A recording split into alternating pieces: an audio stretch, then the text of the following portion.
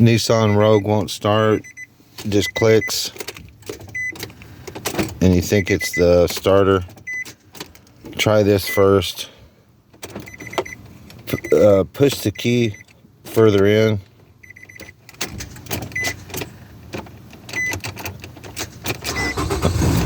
It's the switch on mine, so you may try that. Usually it's a little bit easier than that. You just push it in a little bit and it'll start right up. It's been doing that for about a year. Thanks for watching.